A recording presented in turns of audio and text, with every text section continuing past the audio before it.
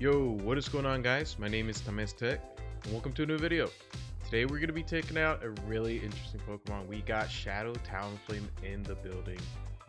I figured this Pokemon would be a lot of fun to run, although to be fair, the meta is not very flexible for it. There are water types absolutely everywhere. And if you notice, this team is extremely weak to Azumarill.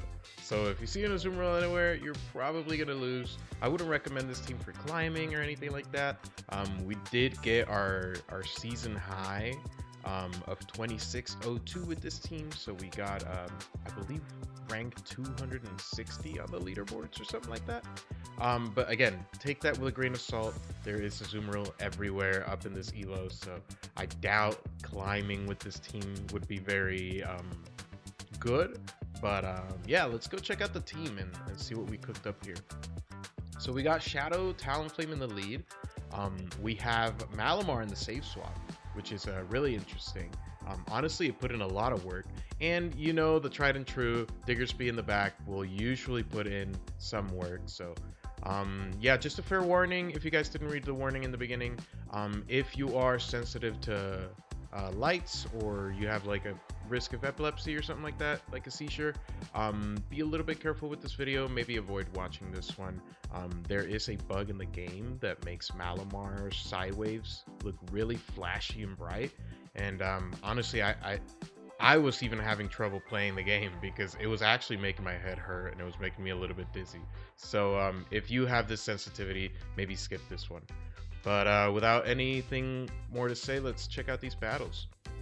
So in the beginning, we were actually trying Peck Talonflame. I wanted to give it a try because, I don't know, I thought Peck would be kind of fun. But unfortunately, Peck just doesn't have the synergy that you need it to have. Talonflame doesn't really have any cheap moves, so its fastest pacing, it's still 6 Pecks to the first move. So I don't know. I think Peck is an interesting idea and it helps a little bit against the fighters, but Incinerate, I mean, the energy generation and damage is still insanely powerful. So if you do want to run this team, again, be warned, this is not a great team. Azumarill just means you instantly lose. But if you do want to run this team, I would still recommend to run it with Incinerate. Incinerate is just flat out the better move for Talonflame, especially the Shadow one. So here we see a Caesar in the lead, and thankfully my opponent doesn't realize that we're on Peck and not Incinerate, so they swap out into Dunsparce. We answer with Diggersby. We're able to get to 2 fire punches against this Caesar. So we force both shields out, bring in our own Talon. This Caesar is gonna force a shield here, but we should be able to overfarm a little bit and throw the flame charge or the fly, whichever will knock out. I throw the fly here because, again, Peck's pacing isn't great, so I want to have some residual energy. They bring back in the Dunsparce. We're able to throw this fly right on the charge attack priority. My opponent doesn't throw those, so that's totally fine. They have a Corsola in the back, and honestly, I mean, with Malamar in the back, we could just put enough work into this Pokemon that it's going to be a GG for them, unfortunately. Alright, Sandslash lead in the next match. We are still on Peck, but my opponent doesn't realize, so we're kind of chilling. I overfarmed severely here, and for some reason this Skater isn't throwing energy.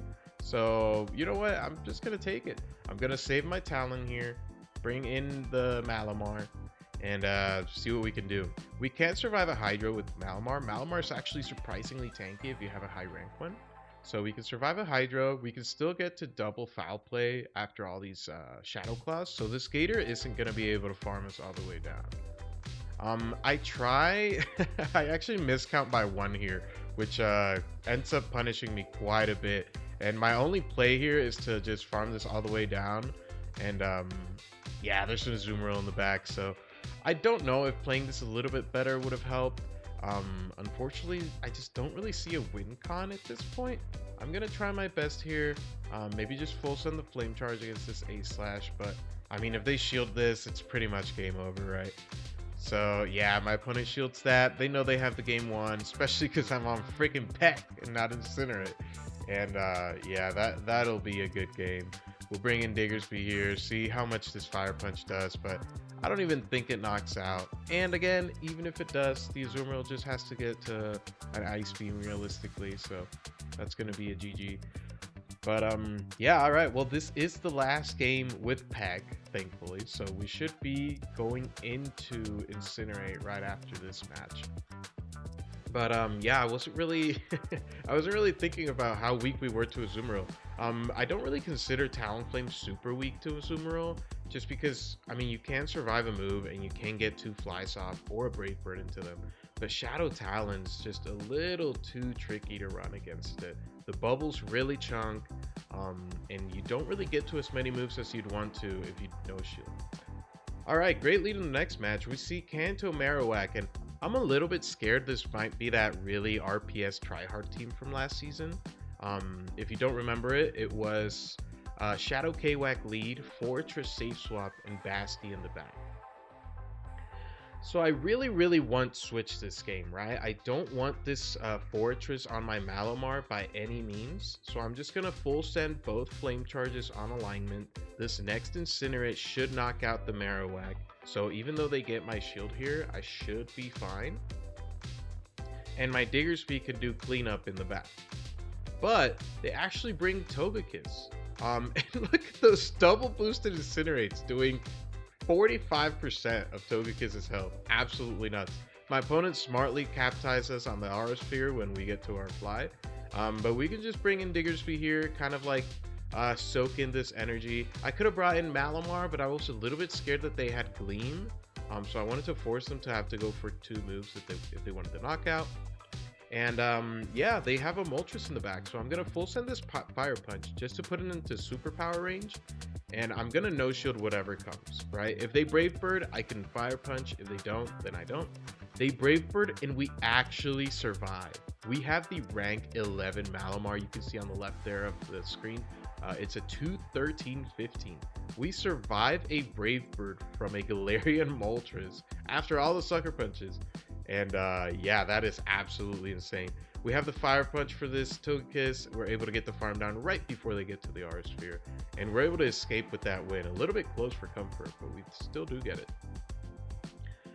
On to the next battle here. We got Charjabug in the lead. And honestly, like, this isn't amazing, right? These Volt Switches are chunking. Even though these Incinerates are doing more damage, I mean, these Volt Switches are still putting in work, right?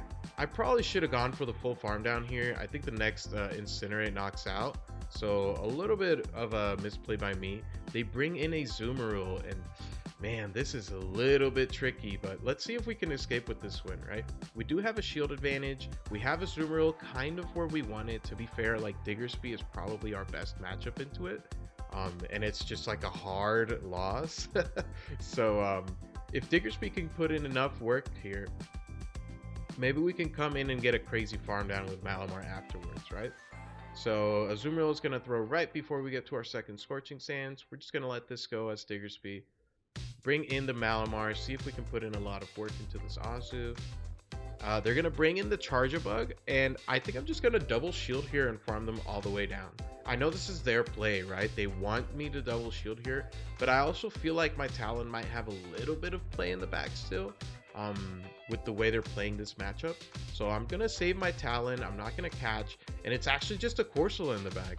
So we're able to just fully take this win. A catch may be in order here. I'm going to bring in my Talon. Thankfully, we actually get to a fly here. So we don't really need to catch. We just get to the fly, force the shield, full send the foul play onto this Corsola. If they catch on Azu, we can just severely undercharge. And yeah, that's going to be a good game for my opponent there. I feel like they cap-tied there, thinking that I was going to think that they were going to go for the catch. But once again, it doesn't really matter if they catch or not. We can just fully undercharge against this Azu and win the game. And a Nightshade doesn't really knock out anyway, so yeah, GG's to my opponent there. On to the next battle. We got Shadow Annihilate on the lead. This is a positive matchup for Talonflame, but Annihilate can win it depending on the IV spread. So do keep that in mind. Furret comes in, I bring in Malamar, we send the superpower, and I'm realizing I really need switch advantage here, no matter what, right? So I am going to shield the Swift, we should be able to survive another Swift and Sucker Punches after. So my opponent is threatened to either send all of their energy or just lose switch advantage. So let's see what they want to do here. They send the Swift, we can still survive. So they send all of their energy, and once again, I really need switch advantage, right? So I'm gonna shield this Swift, send the foul play. I should have gone for superpower just to, give less farm to anything that comes in. But if an Life comes in, we do get a sidewave through, so that's fine. We bring in the Talon. There's a Basti in the back, and it's just hard RPS against my opponent here. Thankfully, I had that feeling that switch advantage was insanely positive for us here, so I'm really glad we played for it. It was a little bit evident that my opponent really wanted it when they were shielding their ferrets so early. So yeah, I guess it just makes a lot of sense, right? If you have Basti in the back, you just kind of try to degen through every matchup. I'm going to severely overfarm against this Bastiodon here. I'm going to undercharge as well, and my opponent swaps into the Ape. We watch for the swap and just bring in Talon. We should be able to knock this out with a fly, and even Bastiodon is going to get incinerated down by our Shadow Talonflame. So that's a GG to my opponent. Funny team to run there, trainer. On to the next battle here. Hopefully we see less Bastiodons. We actually see a Ninetales lead and a Lola Ninetales. That's a pretty fun lead. They do one Powder Snow and swap. That's a really good play by them. They bring in Dusclops, and honestly, we have a really decent answer to this. We have Malamar. My opponent is going for Ice Punches, which is really weird. Maybe they're on Ice Punch Poltergeist, but they never really farm up to Poltergeist to bait it, so I don't really know like what the move was. Maybe they think we resist Shadow. I don't know. But yeah, we should be pretty comfortable in this matchup. We can decide if we want to get switch advantage or not. We actually get the full farm down here, so we come out with quite a bit of energy for this Ninetales. We throw a superpower. This should do about half of their HP. Yeah, just about. We do get a second here, and I'm gonna attempt to snipe with Talon, but my opponent is really patient here, and they actually read the snipe. So they throw one and swap. It is a Ufisk in the back, but unfortunately for my opponent, this is not gonna save them. Alona Ninetales doesn't really have too much energy on them. I think they're still one away from a Weather Ball actually, and Diggersby is just gonna almost wall this Stunfisk. So yeah, that's gonna be a good game to my opponent there. They just give up the match right there. But yeah, we could just overfarm there, get to Fire Punches against the Ninetales if we have to, and yeah, that's a GG. All right, decent lead in the next match.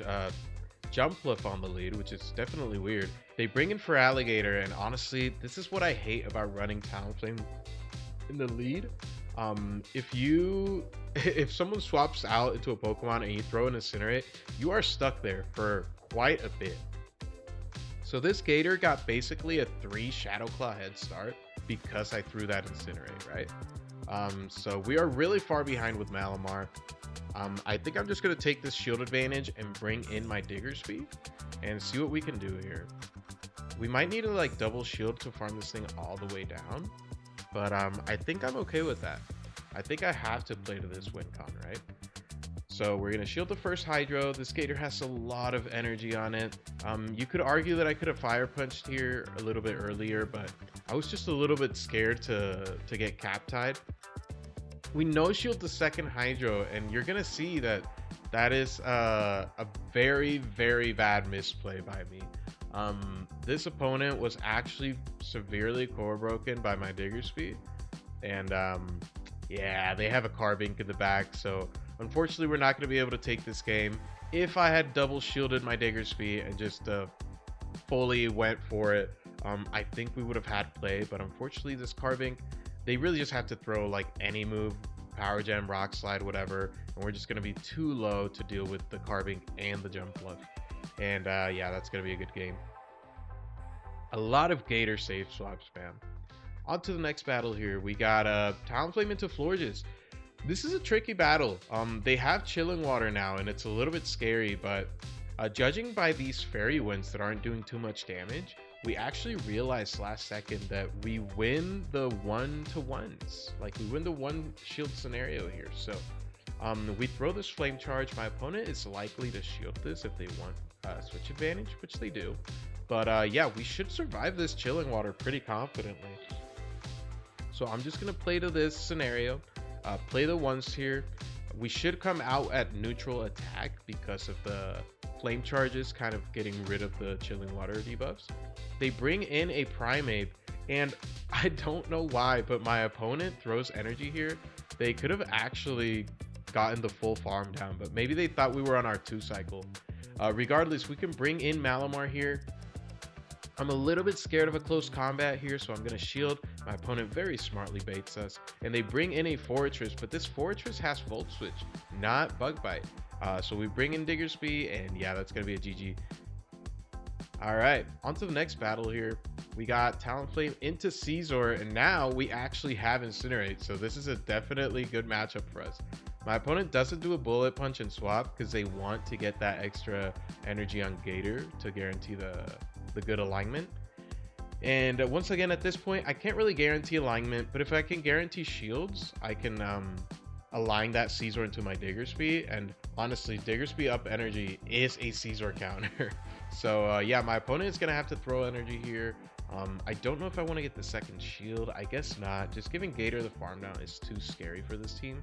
So I'm just gonna come in with Diggersby, farm this thing all the way down. We should be able to. These quick attacks do decent damage. Let's see, they throw the first Hydro. They should be like 3 away from the next. Yeah, there's the second Hydro right there. So we should be able to go for the full farm down in 4 to 5 quick attacks here. My opponent actually brings in Scizor, which is really tricky. Now that Gator can definitely get to a Hydro Cannon if it's ever aligned into my Talonflame. So that's definitely a little scary. I'm trying to watch what comes in. We have Talonflame. We can send it in if we have to. And it's an Azumarill in the back. I don't know if we have any play this game, unfortunately. I feel like we played to our win con for sure, but even winning alignment wasn't great for us. I mean, they realized their Scizor was useless, so they came in and sacked it. Very smart by them. But now we just have this Diggersby with like 1 trillion energy onto this Azumarill, and if we're not getting any debuffs, I just don't think there's a way out of this for us.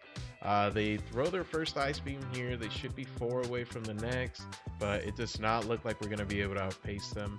I think I'm going to throw the Fire Punch just in hopes that we can actually knock this thing out, but unfortunately my opponent just got the energy for the Ice Beam here. This Fire Punch is not going to do enough damage, and that's going to be a heartbreaking defeat that game. Honestly, very close for dealing with double water. People are running double water everywhere lately, so yeah, unfortunate. All right, we see Bastiodon on the lead in the next match, and this is not good. We're going to swap in our Malamar. Malamar has a decent matchup into Basti. I respect them here because they know I'm never really going to superpower. I should have, but I don't. So they no-shield this Foul Play. But I realistically only throw that Foul Play to burn the clock. My opponent actually throws a Stone Edge here, and I'm thinking, okay, dude, I mean, this is really all I needed, right? I needed to burn the clock. You threw a move, and I threw a move. That's 25 seconds off of the switch timer at that point. So they bring in Annihilate. I have a place to put in my Talonflame here, thankfully, so I'm gonna bring in Talon, farm this thing all the way down, and hopefully Diggersby has some play in the back, especially up shields. I feel like we can do something. My opponent smartly waits the clock down here. I was hoping that they wouldn't because they waited so long, but now that they waited the clock, they can instantly swap out, and they have a Grumpig in the back. This is really scary. At this point, my win con is to bait, and I get the bait. Grumpig is actually really tanky, so them shielding that Fire Punch bait is actually so clutch for us. We're gonna shield up these Dynamic Punches because they're honestly like the most damaging moves left in the game. And my win con right now is a catch. So we had to get the bait. Now we have to get a catch. And we do. We get the catch. We sneak and Incinerate. So we're going to have a Flame Charge ready for that Bastiodon to guarantee that it's in Scorching Sands range. And this game is just crumbling down for my opponent at this point.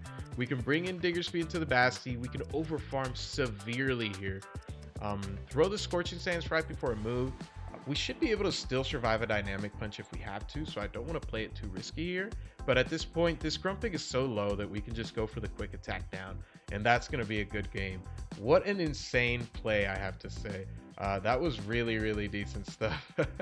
But yeah, as you can see, we get to the 2602 elo right there on the screen. And yeah, pretty decent stuff. I don't think we had an amazing run with this team. I think we only ran it for like 2 sets, so we went like 8-2, maybe 8-3. But yeah, I still had a lot of fun with Shadow Talonflame. I think it's a really decent pick. It's a little bit hard to pair it with Pokemon right now. You definitely need a fighter or a ground type to deal with Bastion in some sort of way. So try not to be ABA weak to Bastion if you are running Talonflame in the lead. It's just going to be a little bit rough for you. But yeah, regardless, let's head on to the end, and I hope you guys enjoyed this video.